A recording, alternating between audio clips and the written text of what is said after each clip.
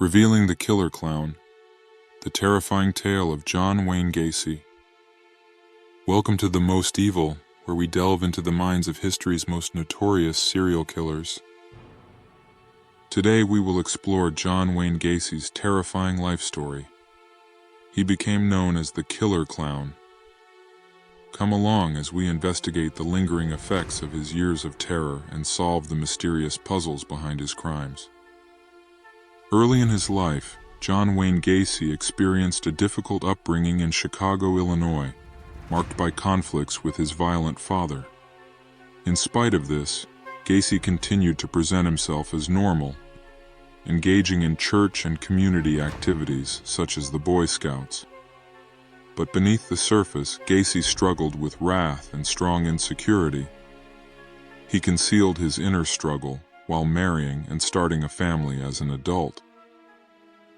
During this period, Gacy developed his alter identity, Pogo the Clown, which allowed him to amuse kids while concealing his sinister impulses. Gacy's internal conflict and dark past would eventually influence his turn to evil and set the stage for a terrifying reign of terror that would shock the entire country. Gacy carried out a string of horrific deeds in the 1970s, tricking at least 33 men and boys into coming to his house. He took advantage of their weaknesses by promising them money or work before exposing them to unspeakable torture. Gacy turned his basement into a murderous torture dungeon where he killed his victims. The strategy used by John Wayne Gacy was both intentional and unsettling.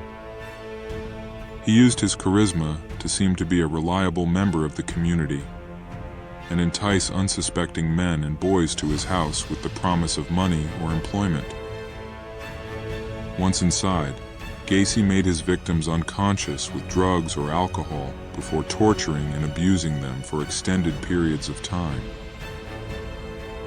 By disarming his victims, posing as Pogo the Clown, he was able to conceal his true objectives and give them a false sense of security.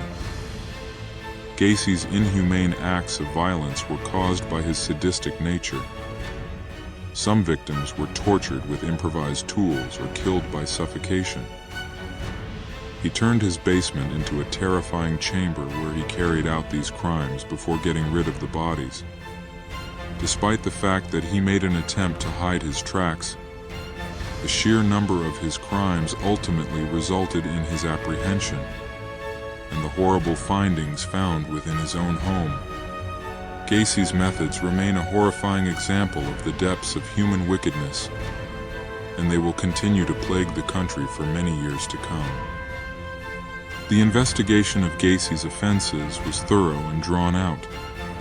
Law enforcement organizations meticulously gathered evidence and spoke with witnesses as they worked non-stop to expose the web of lies surrounding Gacy. Even though Gacy made an effort to avoid being captured, the truth about his horrific deeds finally out. The search of justice for the victims of John Wayne Gacy underwent a significant turning point after his capture. Law enforcement officials pursued the elusive killer relentlessly, despite his attempts to avoid detection. Gacy was initially under suspicion in December 1978 after 15-year-old Robert Piest vanished from his pharmacy employment.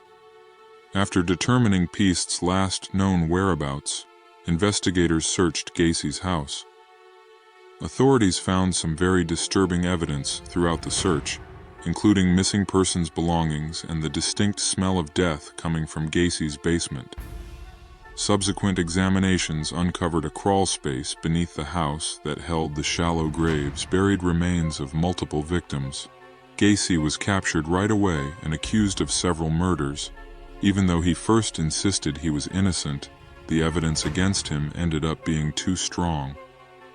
In a startling change of events, Gacy eventually admitted to the killings and revealed horrifying details of his horrible deeds. The trial that ensued was a horrifying scene, revealing to the public the complete scope of Gacy's depravity. He was convicted of 33 murders in March 1980 and given the death penalty. Although the families of Gacy's victims felt some closure after his capture, the damage caused by his time of evil would not go away for years. John Wayne Gacy's capture ultimately served as a reminder of the determination of law enforcement and the value of being vigilant in the face of evil. Even although he managed to avoid being captured for a while, justice eventually prevailed, ending his horror and giving some solace to the people he had hurt. John Wayne Gacy's mental state is still the focus of much research and conjecture. Psychologists have investigated his violent history and looked into the things that led to his fall into darkness. Gacy's capacity to separate his two personas, as a deviant murderer and a well-respected member of society, never ceases to amaze and unnerve. The legacy of John Wayne Gacy is one of disgust and fear.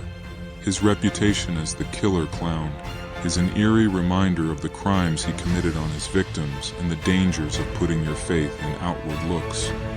Law enforcement procedures were changed in response to Gacy's case, which also increased public awareness of the presence of serial killers in society. The towns that Gacy tormented bear the wounds of his crimes against humanity, which have an impact that lasts for decades. His story serves as a warning about the dangers of charismatic predators and the necessity of maintaining vigilance while dealing with evil. We're reminded of the evil that exists within every human spirit as we come to the end of our investigation into the life and actions of John Wayne Gacy. His terror reign serves as a chilling reminder of the evil that is capable of existing in the world. If you found this video insightful, don't forget to like, share, and subscribe to our channel for more content on true crime and psychological analysis.